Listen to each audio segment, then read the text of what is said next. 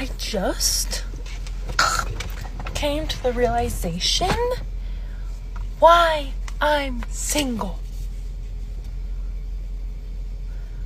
Every guy that I'm like, oh yeah, he's attractive. Okay, this is not supposed to be offensive, but I see their wives and they just look like so, like, you know, like, not like this, just like, you know, like, I pretend my tattoos are gone. Dude, I look crazy. Like, that's why guys don't want to wife me up. And I just come to this realization today. See?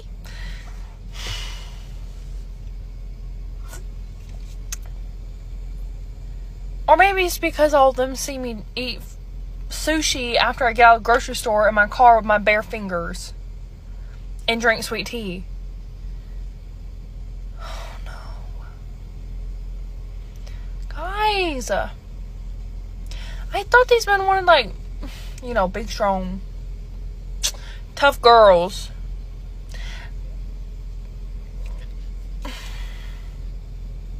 I don't know. I feel like all of them are like super girly, and all these guys are like, yeah, that's my girl. She's like housewife stuff. And I'm over here like, I own my own business. I'm covered in tattoos. I'm a little spazzy, but that's okay. We embrace it.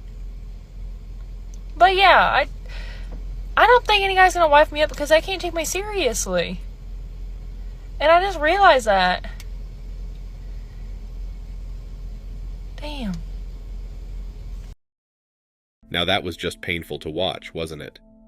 What is not addressed today is the freeing of men from the responsibilities of doing a job for 35 to 40 years, which is likely some type of servitude, in order to fulfill providing their indentured support system, a mortgaged house, vehicles, vacations, besides heat, electricity, food, and clothing for a wife and children.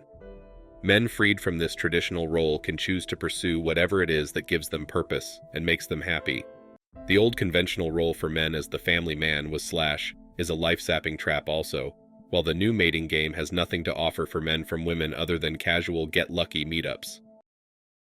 This might be a bit controversial, but I'm convinced that Australian men are either too scared to ask girls out or they just don't know how to. And the reason I know this is whenever I'm overseas, guys will just approach you. And my friends from America that recently came down, they actually noticed that they don't get approached in Australia, but when they go back home, they will have like 5 guys running after them in one night.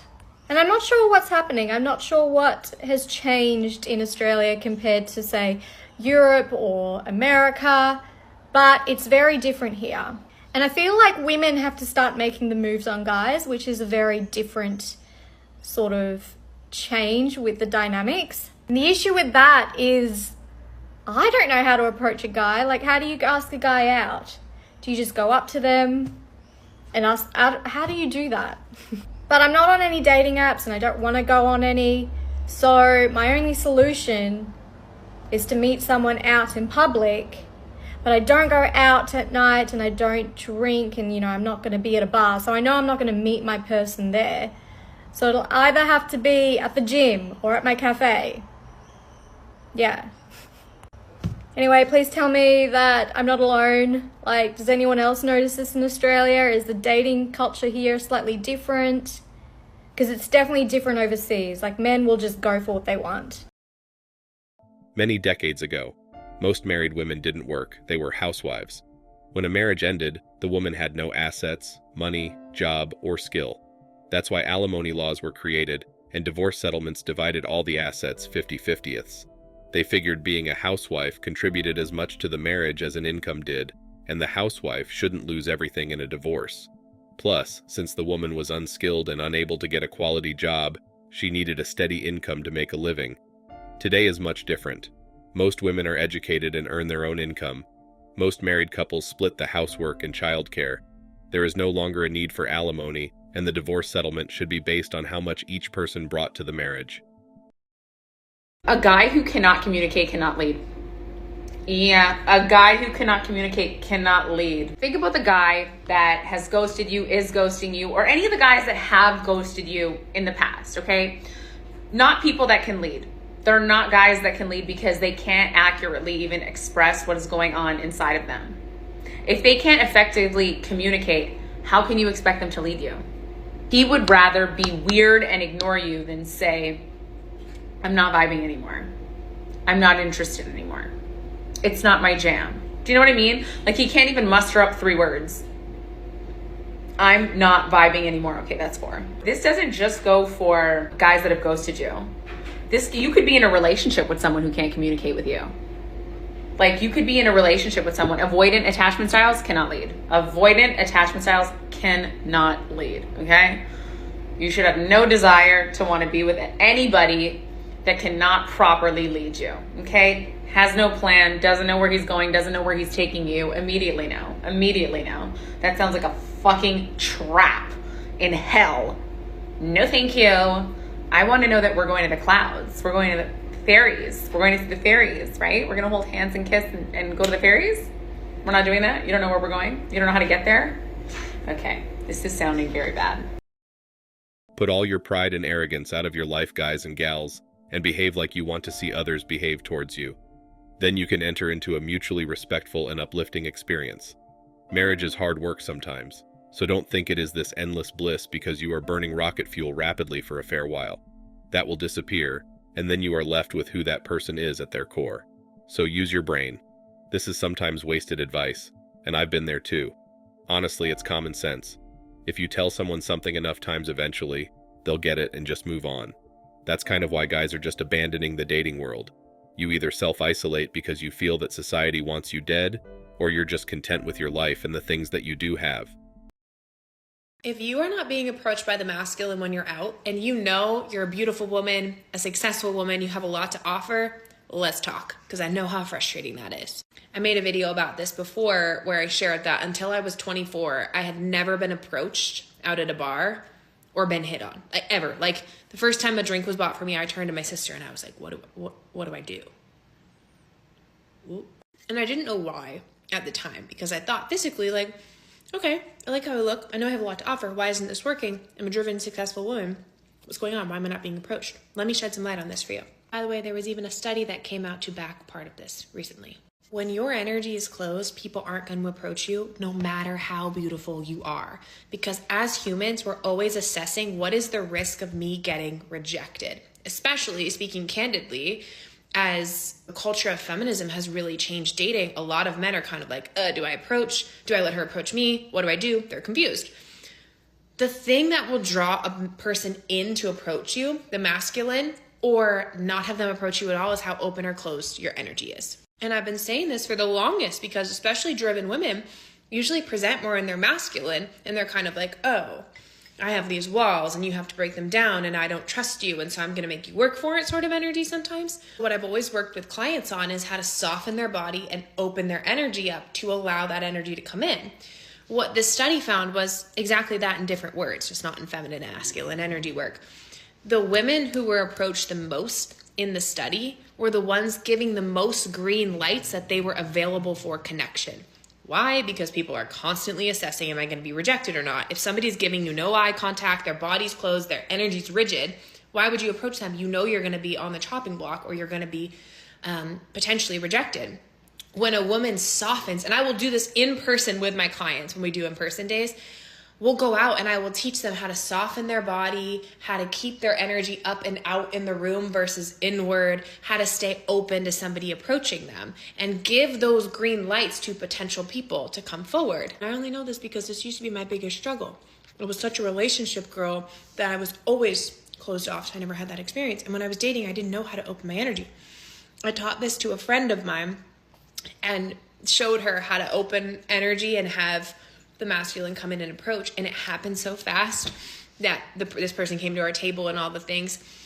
We got in the car after and she was like, I'm hiring you for private coaching, because that little tiny shift was crazy. I can't wait to see what else we can do together. Moral of the story, how open is your energy? And are you giving them green lights to approach you? And if you want a more in-depth transformation so you can start to feel safe, relaxed, confident, open when you choose to in dating arenas, then fill out an application, because let's talk about getting you in your most empowered feminine, magnetic energy to help the empowered masculine partners. There is an inverse relationship with how you treat women and how they treat you. The better I have treated women, the worse they have treated me. When I didn't care about them and didn't think about them often, they were obsessed with me. And when I finally was interested and tried to set my game up, the better I was towards them, the worse I got treated. The moral of the story is, don't try. Women are never satisfied. They are not designed to be content. They are designed to be unhappy. No matter what you do, they'll always look for what you don't do. What used to be called a summer fling. Men have left not just the new plantation, but the old traditional one as well, thanks to feminism also emancipating men. If a woman needs or wants a man, they had better up their offer well beyond any idea they currently have, so that the occasional self-respecting man might take a deal.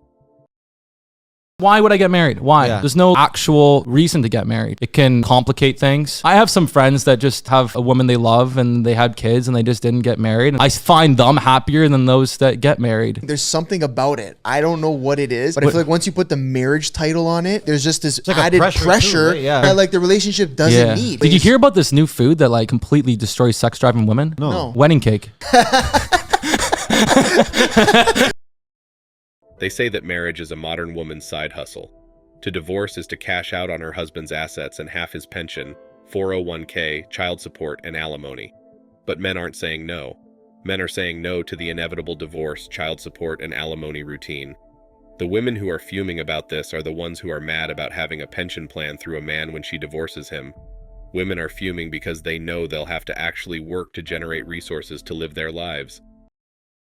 Does that make sense for you as far as like why divorce is inherently more risky for men? I just feel like you're saying because women tend to be the person who initiates a divorce, correct? Yes. That's why it's riskier for men. But why do women tend to end divorces?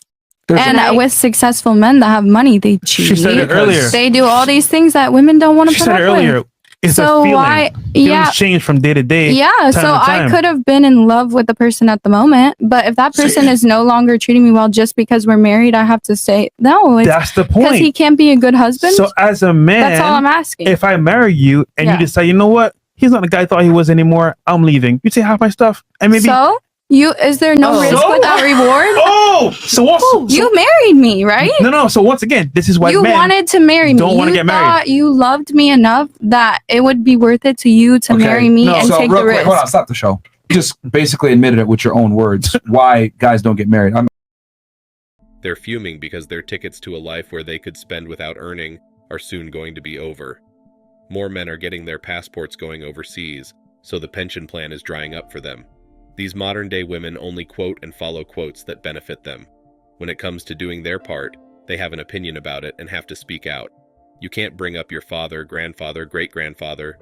They were and what they brought to the marriage. On the other hand, when women's roles are brought up, it's crickets. Additionally, women learn early that they have something men want, and they learn to manipulate men to take advantage of it. It is predatory, not more mature. Men could be just as predatory as women, but the law and social mores clamp down heavily on men's natural tendencies. Who has it harder, men or women? It's men by a mile. In every arena. Really? You truly believe that? In every arena of life, they have it harder. I can tomorrow be unemployed, and there will be a man in my life at some point that will say, I'll look after you, whether that's my dad, my brother, or my partner. Somebody will say, a man can absolutely hate his job, hate his appearance, have terrible relationships with his family, and not one person, no one's coming, no one's saving him.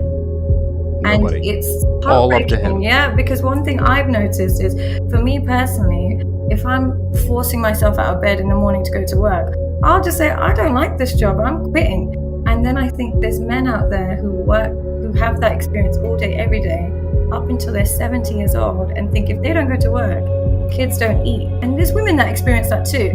But the pressure on a man is completely different. Completely different. If we think about it, Marriage was not developed or instituted by man. It was made by God not only for procreation, but to show the beautiful relationship between a man and a woman. The reason why things fail is because man has strayed from the God-given explanation and definition of things, and marriage is one of them.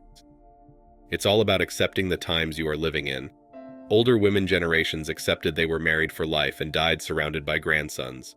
The only thing that modern women have to do is to accept they're going to run successful careers and die surrounded by cats. We know what marriage could be, what it was supposed to be. Thanks for watching Man Reacts. Show us your love and support by liking this video, sharing it with your friends, and subscribing to the channel. Support us and help us spread support for men around the world. Do comment and share your thoughts. We're always up for a healthy debate and discussion.